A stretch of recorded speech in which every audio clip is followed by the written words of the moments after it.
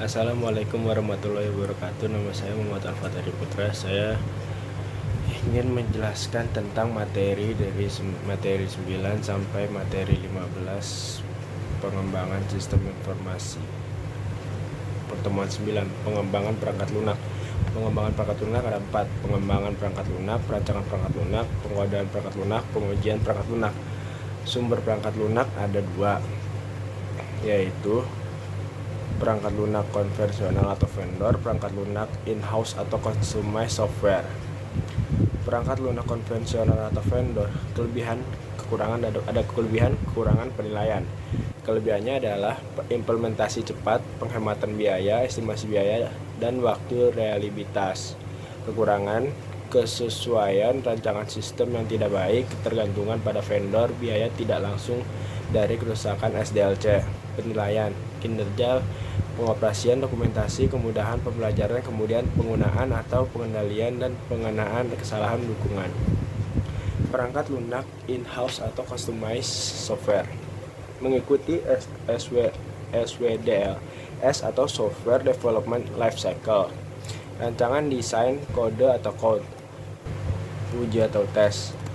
Rancangan atau desain, bagian terstruktur, SE atau psikode, tabel atau pohon keputusan, kamus data, diagram, WO, diagram JSD, dan sebagainya. Kode atau code, 3GL, 4GL, dan pemrograman objek. Uji tes, white box dan black. Perancangan perangkat lunak, perancangan terstruktur, dan perancangan berorientasi objek. Perancangan terstruktur itu ada orientasi pada proses dan data. Alat yang digunakan ada DFD, ERD, STD. Bagian terstruktur, SE, psikode, WO. Karakteristik perancangan, modul disusun secara hierarkis menggunakan logika sel atau perform based menggunakan alur kendali atau top to bottom atau bottom to top. Repetisi dalam suatu modul, konsep kendali standar atau urut seleksi repetisi. Perancangan berorientasi objek, alat yang digunakan ada DFD, ERD, STD, bagian terstruktur, SD, psikode. Tahapannya mendeskripsikan objek kelas, atribut, dan daftar operasi, memodelkan realisasi antara objek dan kelas, memodelkan pewarisan, menggabungkan faktor Muir. Pengkodaan perangkat lunak ada 3L atau 4L, dan OOP. OOP itu ada murni itu Smalltalk, Evil, Hybrid, C++, Pascal, atau COBOL. Saat ini orientasi pengembangan OOP pada sistem operasi berbasis grafik, contohnya VBasic, Delphi, VFoxPro, dan lain-lain.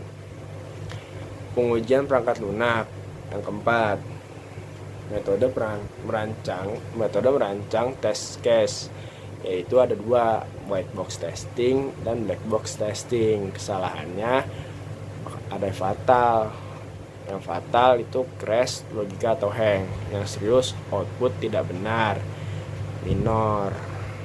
Area uji itu ada field record file, entry data, kendali arus program. Tahapan pengujian modul, pengujian integrasi, pengujian sistem, pengujian penerimaan. Nah, kita lanjut ke pertemuan 10. Pertemuan 10 SDLC itu ada 7. Yang pertama perancangan sistem, yang kedua analisa sistem, yang ketiga perancangan sistem, yang keempat evaluasi dan seleksi sistem, yang kelima rancangan sistem terperinci, yang keenam pengembangan perangkat lunak dan implementasi sistem atau pengembangan PL, perancangan PL, pengodaan PL, pengujian PL, dan implementasi PL. Yang 7 pemeliharaan sistem. Nah, di sini ada tahap akhir dalam siklus pengembangan sistem, yaitu melibatkan pengintegrasian semua komponen rancangan sistem, termasuk perangkat lunak, pengonversian, sistem total kooperasi, proses implementasi, perancangan, dan pengeksekusian. Lalu ada rencana implementasi, adalah formulasi rinci dan representasi grafik mengenai cara pencapaian implementasi sistem yang akan dilaksanakan atau tergantung pada kompleksitas proyek. Tim implementasi itu adalah 6 profesional. Yang pertama itu ada profesional sistem yang merancang sistem, para manajer dan beberapa staff. Yang ketiga itu perwakilan vendor. Yang keempat pemakai primer. Yang kelima pengcode. Yang keenam itu ada teknisi. Nah, di sini ada bagian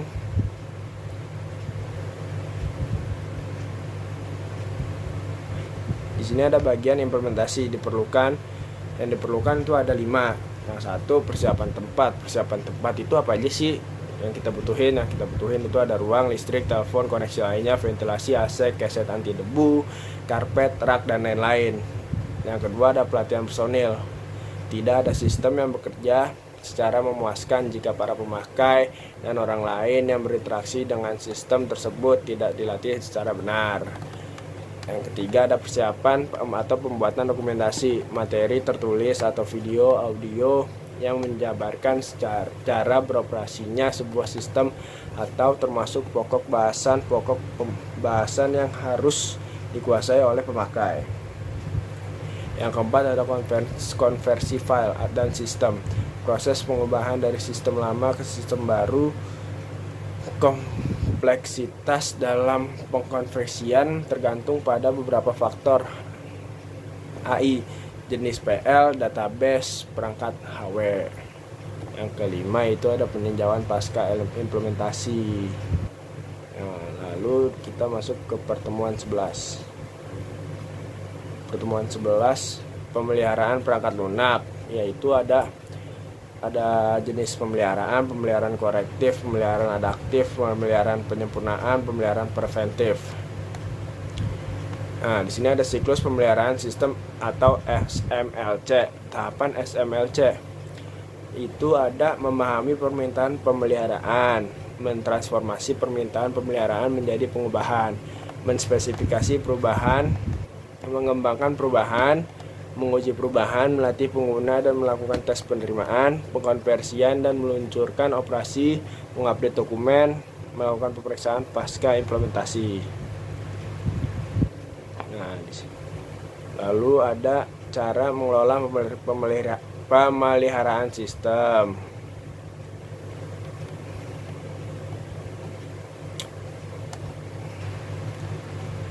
Pemeliharaan sistem.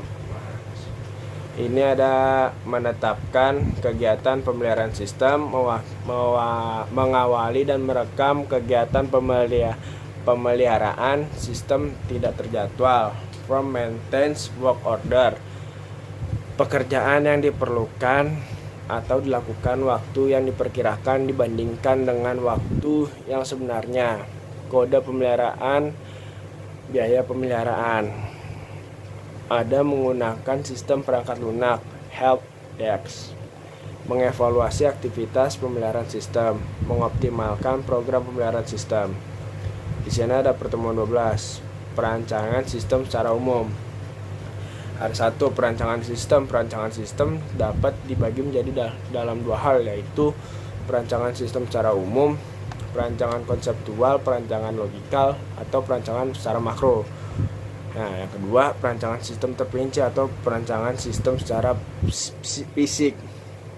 Nah, terus yang kedua pengertian perancangan sistem. Ini menurut Verzello atau John Rutter 3. Tahap Romawi 3. Tahap setelah analisis dari siklus pengembangan sistem, pendefinisian dari kebutuhan-kebutuhan fungsional dan persiapan untuk rancang bangun implementasi menggunakan bagaimana suatu sistem dibentuk. Nah, ini menurut Verzello yang tadi. Nah, sekarang ini menurut John Birch atau Gary Grunitsky. Desain sistem dapat didefinisikan sebagai penggambaran, perancangan, dan pembuatan sketsa atau pengaturan dari beberapa elemen yang terpisah ke dalam suatu kesatuan yang utuh dan berfungsi.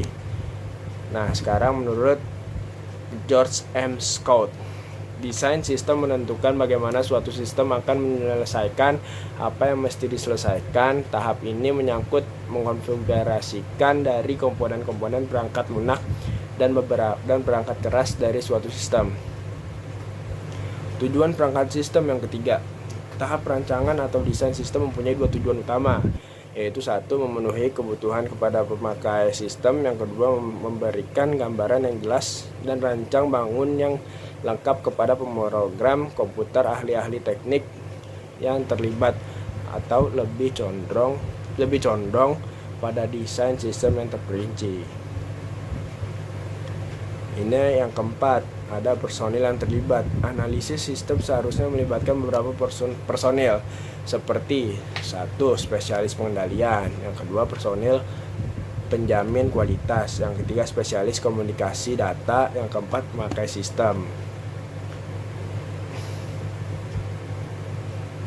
Yang kelima ini ada perancangan sistem secara umum. Tujuan dari desain sistem secara umum adalah untuk memberikan gambaran secara umum kepada user tentang sistem yang baru. Analisis sistem dan desain sistem secara umum bergantung satu sama lain. Studi menunjukkan bahwa apa yang dikumpulkan, dianalisis dan dimodelkan selama halaman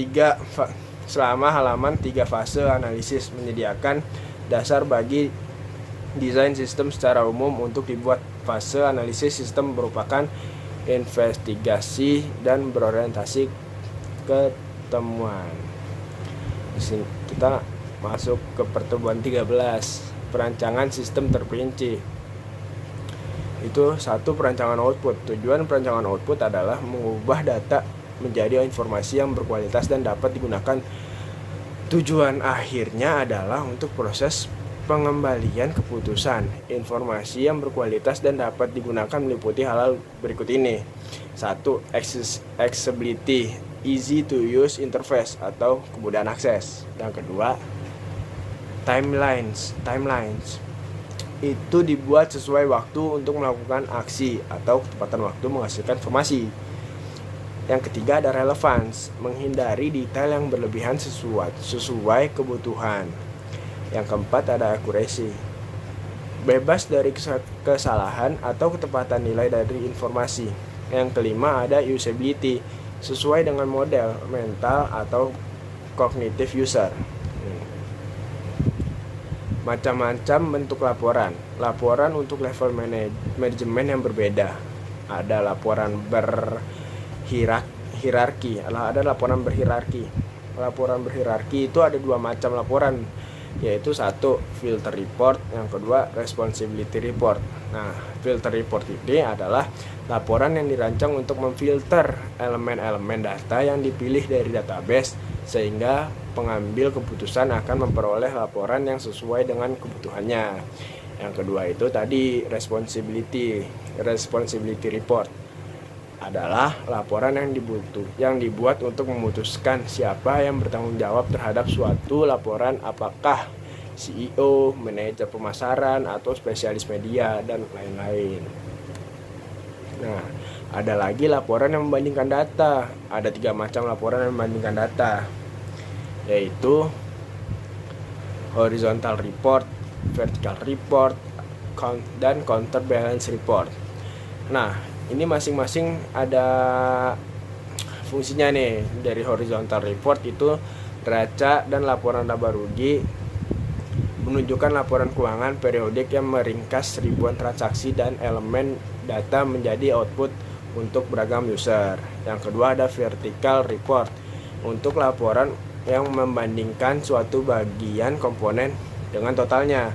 Yang ketiga ada counterbalance report. Nah, setiap situasi dibandingkan dalam laporan. Contohnya, skenario yang terburuk, layak, dan terbaik dapat membantu para perencana menilai proyek-proyek yang beresiko. Juga informasi berharga dari para eksekutif dalam mengembalikan keputusan.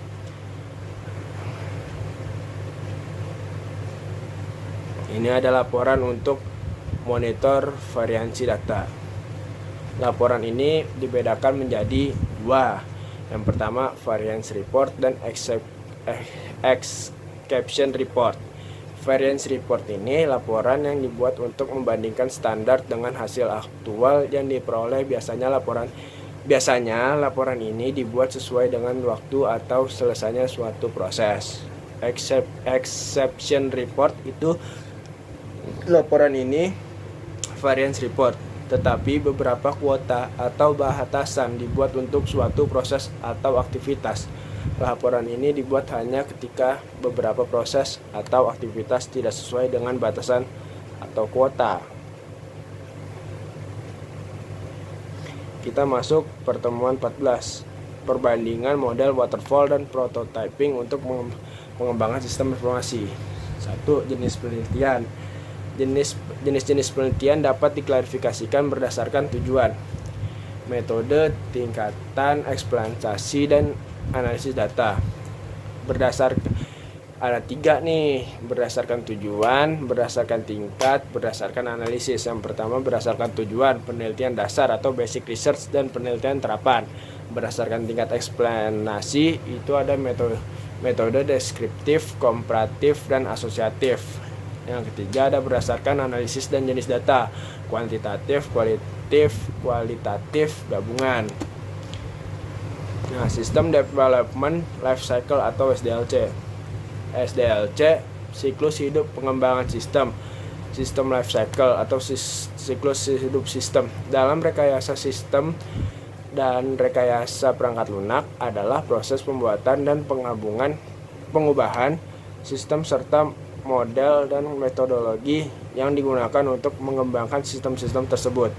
Konsep ini umumnya merujuk pada sistem komputer atau informasi. SDLC merupakan metodologi umum dalam pengembangan sistem yang menandai kemajuan usaha, analisis, dan desain. Fase-fase yang terdapat di dalam SDLC meliputi perancangan sistem atau sistem planning, analisis sistem yang kedua atau sistem analisis, yang ketiga perancangan sistem atau sistem design, yang keempat ada implementasi sistem atau sistem implementation, yang kelima ada pemeliharaan sistem atau sistem maintenance. Konsep SDLC mendasari model pengembangan perangkat lunak lainnya. Model pengembangan perangkat lunak tersebut antara lain waterfall, prototype, iteratif, spiral, rapid, application, development rate, dan lainnya.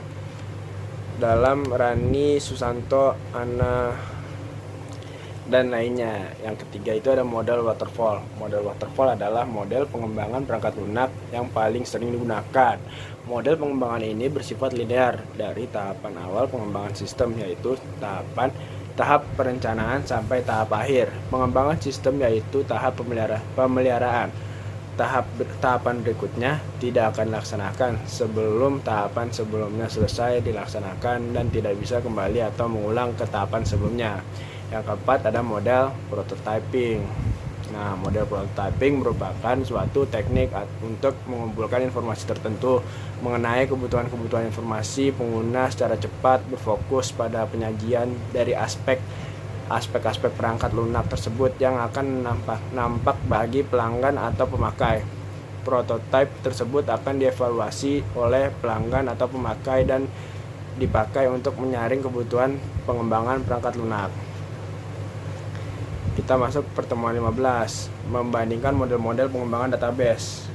Pendahuluan, tulisan ini diarahkan untuk membahas perbandingan metodologi-metodologi yang dapat digunakan dalam membantu pengembangan sistem perangkat lunak dari berbagai aspek, ketepatan waktu, hasil dari perangkat lunak, dan biaya yang dikeluarkan yang terkait pada pengembangan database di dalam sistem informasi, baik yang dikembangkan sendiri maupun dikembangkan oleh pihak ketiga.